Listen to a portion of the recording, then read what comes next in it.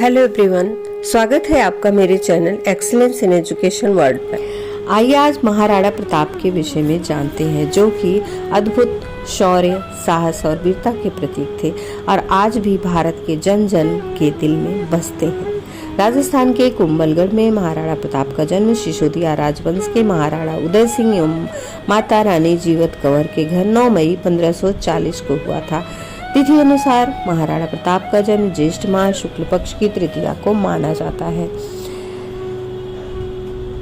राणा प्रताप अपने माता पिता की तीसरी संतान थे। स्वाभिमान तथा धार्मिक आचरण उनकी विशेषता थी। प्रताप बचपन से ही ढीठ और बहादुर थे।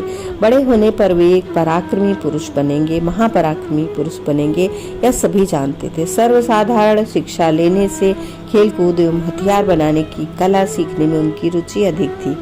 महाराणा प्रताप का चेतक, जिसको सभी जानते हैं, भारतीय इतिहास में जितनी महाराणा प्रताप की बहादुरी की चर्चा हुई है, उतनी ही प्रशंसा उनके घोड़े चेतक को भी मिली।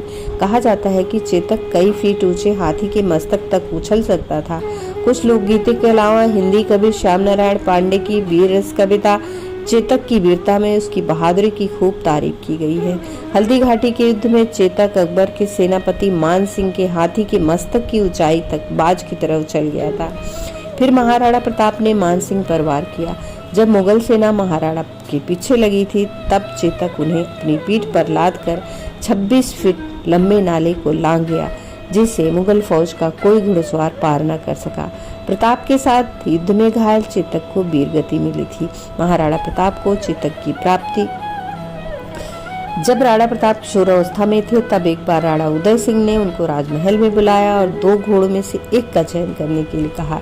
एक घोड़ा सफेद था और दूसरा नीला। जैसे ही प्रताप ने कुछ कहा, उसके पहले ही उनके भाई शक्ति सिंह ने पिता से कहा कि उसे भी एक घोड़ा चाहिए। प्रताप को नीला अफगानी घोड़ा पसंद था, लेकिन वे सफेद घोड़े की ओर बढ़ते हैं और उसकी तरफ तारीफ करते हैं। उन्हें सफेद घोड़े की तरफ बढ़ते देख शक्ति सिंह तेजी से घोड़े की ओर जाकर उसकी सवारी कर लेते हैं।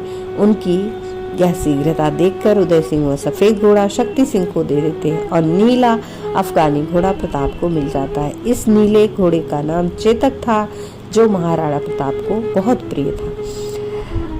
महाराणा प्रताप के घोड़े चेतक के बारे में बहुत सी कहानियां हैं, लेकिन उनका एक हाथी भी था जिसका नाम था राम प्रसाद हाथी का उल्लेख अलबदायनी, जो मुगलों की ओर से हल्दी घाटी के युद्ध में लड़ा था, ने अपने ग्रंथ में लिखा है। वो लिखता है कि जब राणा प्रताप पर अकबर ने चढ़ाई की थी, तब उसने 2 चीजों को ही बंदी बनाने की मांग की थी। एक तो खुद महाराणा और दूसरा उनका हाथी राम प्रसाद। आगे अलबदायनी लिखता है कि हाथी इतना समझदार व ताकतवर था कि उसने हल्दी घाटी के युद्ध में अकेले ही अकबर के 13 हाथियों को मार गिराया था। वो आगे लिखता है कि उस हाथी को पकड़ने के लिए हमने 7 बड़े हाथियों का एक चक्रव्यूह बनाया, उन पर 14 महावतों को बिठाया, तब कहीं जाकर उसे बंदी बना पाए।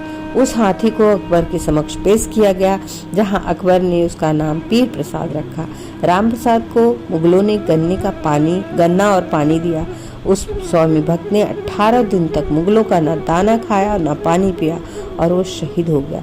तब अकबर ने कहा था कि जिसके हाथी को मैं अपने सामने नहीं झुका पाया, उस महाराणा प्रताप को क्या झुका पाऊंगा। ऐसे देशभक्त चेतक और राम प्रसाद जैसे तो यहाँ जानवर थे। प्रताप सिंह के काल में दिल्ली पर मुगल बादशाह अकबर का शासन था। हिंदू राजाओं की शक्ति का उपयोग कर दूसरे हिंदू राजाओं को अपने नियंत्रण में लाना मुगलों की नीति थी। अपनी मृत्यु से पहले राणा उदय सिंह ने अपनी सबसे छोटी पत्नी के बेटे जगमल को राजा घोषित किया, जबकि प्रताप सिंह जगमल से बड़े थे। प्रताप सिंह अपने छोटे भाई के लिए अपना अधिकार छोड़कर मेवाड़ से निकल जाने को तैयार थे, किंतु सभी सरदार राजा के निर्णय से सहमत नहीं हुए। पर तथा सबने निर्णय लिया कि जगमल को सिंहासन का त्याग करना पड़ेगा। प्रताप सिंह ने भी सभी सरदार तथा लोगों की इच्छा का आदर करते हुए मेवाड़ की जनता का नेतृत्व करने का दायित्व स्वीकार किया। इस प्रकार बप्पा रावल के कुल की अक्षुण कीर्ति की उज्जवल पताका, राजपूतों की आन एवं शौर्य का पुण्य प्रतीक राणा सांगा का यह पावन पौत्र विक्रम संवत 1628 फाल्गुन शुक्ल 15 तारीख 1 मार्च सन 1573 को सिंहासनासीन हुआ। हल्दी घाटी का युद्ध। मुगल बादशाह अकबर और महाराणा प्रताप के बीच 18 जून 1576 ईस्वी को लड़ा गया था। हल्दी घाटी का युद्ध भारतीय इतिहास में प्रसिद्ध है। इस युद्ध के बाद महाराणा प्रताप की युद्ध नीति छापामार लड़ाई की रही। अकबर ने मेवाड़ को पूर्ण रूप से जीतने के लिए 18 जून 1576 ईस्वी में आमेर के राजा मान सिंह और आसफ खां के नेतृत्व में मुगल सेना को आक्रमण के लिए भेजा। दोनों सेनाओं के मध्य गुगोडा के निकट अरावली पहाड़ी की हल्दी घाटी शाखा के मध्य युद्ध हुआ। इस युद्ध में राणा प्रताप पराजित हुए। लड़ाई के दौरान अकबर ने कुंभलमेर दुर्ग से महाराणा प्रताप को खदेड़ दिया तथा मेवाड़ पर अनेक आक्रमण करवाए, किंतु प्रताप ने अधीनता स्वीकार नहीं की। युद्ध राणा प्रताप के पक्ष में निर्णायक नहीं हो सका। खुला युद्ध समाप्त हो गया, किंतु संघर्ष समाप्त नहीं हुआ। भविष्य में संघर्षों को अंजाम देने के लिए प्रताप एवं उसकी सेना युद्ध स्थल से हटकर पहाड़ी प्रदेश में आ गई।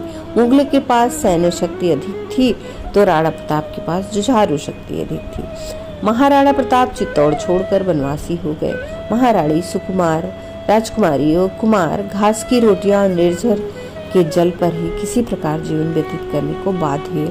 अरावली की गुफाएं ही अब उनका आवास थी और शिला ही सैया थी। दिल्ली का सम्राट सादर सेनापतित्व देने को प्रस्तुत था। उससे भी अधिक केवल यह चाहता था कि प्रताप मुगलों की अधीनता स्वीकार कर ले, इसका दम सफल हो जाए, हिंदुत्व पर दीन इलाही स्वयं विजय प्राप्त कर ले। राजपूती आन बान शान के प्रतीक राणा प्रताप हिंदुत्व का वह गौरव सूर्य इस संकट, त्याग और तप में अम्लान रहा, अडिग रहा। धर्म के लिए, आन के लिए यह तपस्या अकल्पित है। चित्तौड़ के विध्वंस और उनकी दीन दशा को देखकर भट्ट कवियों ने उसको आभूषण रहित विधवा स्त्री की उपमा दी।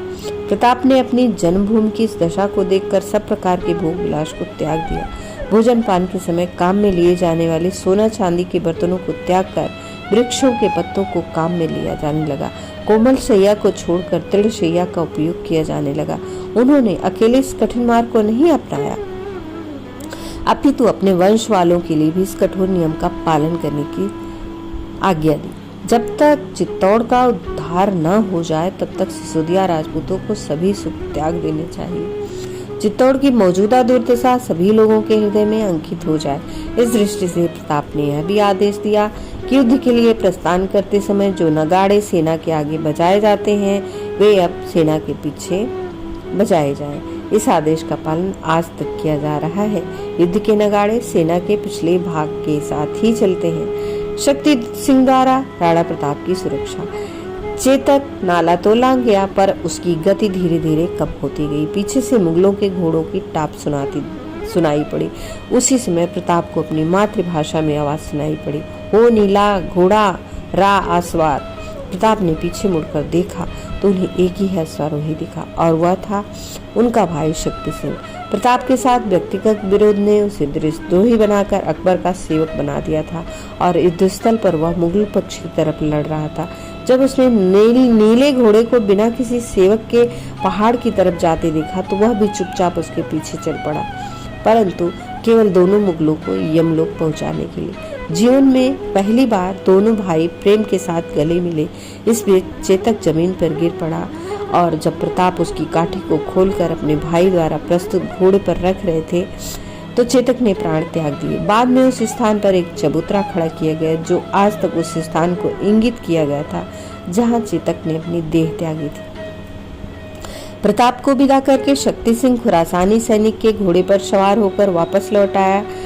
जहांगीर को उस समय कुछ संदेह पैदा हुआ। तब शक्ति सिंह ने कहा, प्रताप ने न केवल पीछा करने वाले दोनों मुगल सैनिकों को मार डाला, अपितु मेरा घोड़ा भी छीन लिया, इसलिए मुझे खुरासानी सैनिक के घोड़े पर सवार होकर आना पड़ा।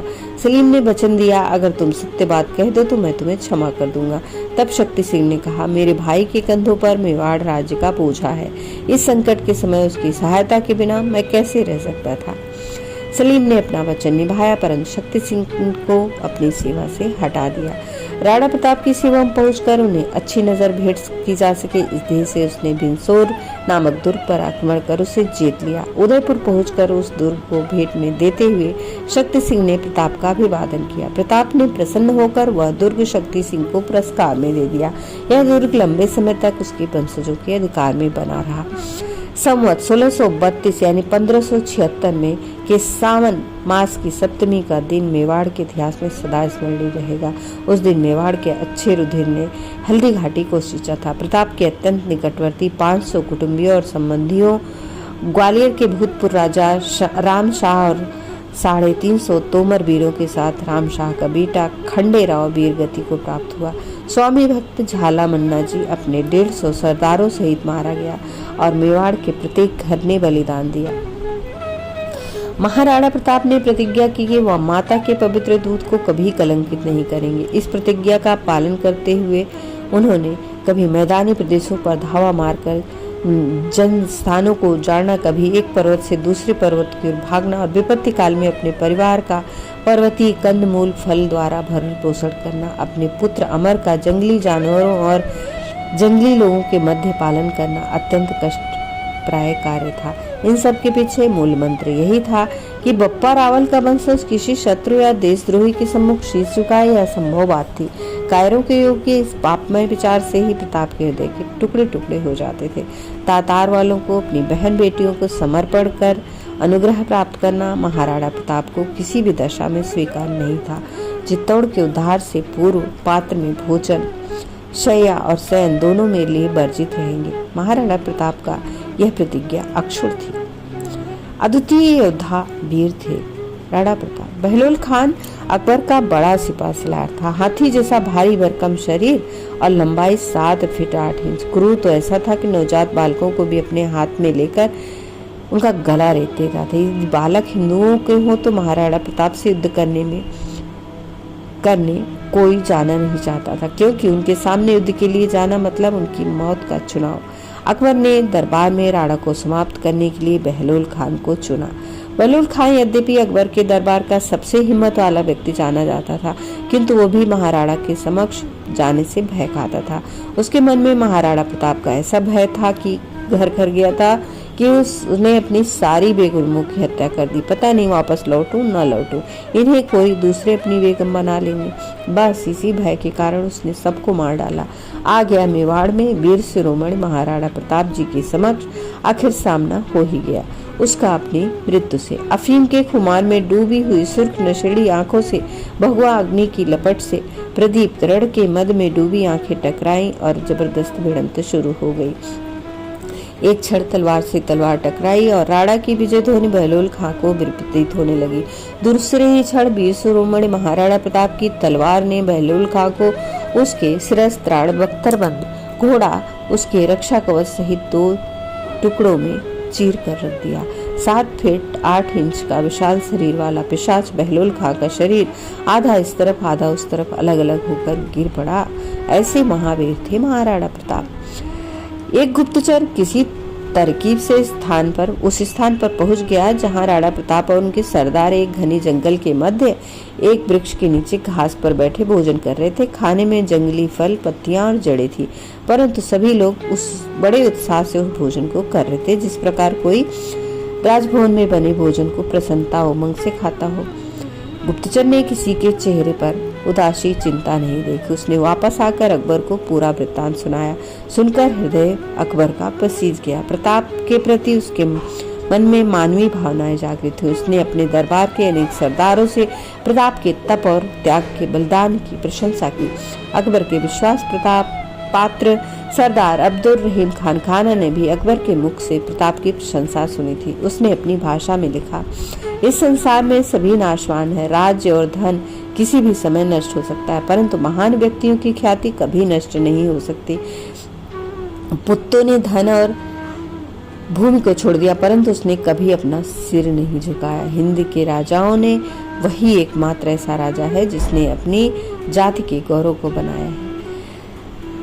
ऐसे में ही एक दिन प्रताप एक साधारण कुटी में लेटे हुए काल की कठोर आज्ञा की प्रतीक्षा कर रहे थे। उनके चारों ओर उनके विश्वासी सरदार बैठे थे। तभी प्रताप ने एक लंबी सांस ली। सलूम्बर के एक सामंत ने कातर होकर पूछा, महाराज, ऐसे कौन से दारुण दुख ने आपको दुखित कर रखा है? अंतिम समय में आपकी शांति को भंग कर रहा है। प्रताप का उत्तर था, सरदार जी, अभी तक प्राण अटके हुए हैं। केवल एक ही आश्वासन की बाणी सुनकर यह अभी सुखपूर्वक देह को छोड़ जाएगी। यह बाड़ी आप ही के पास है।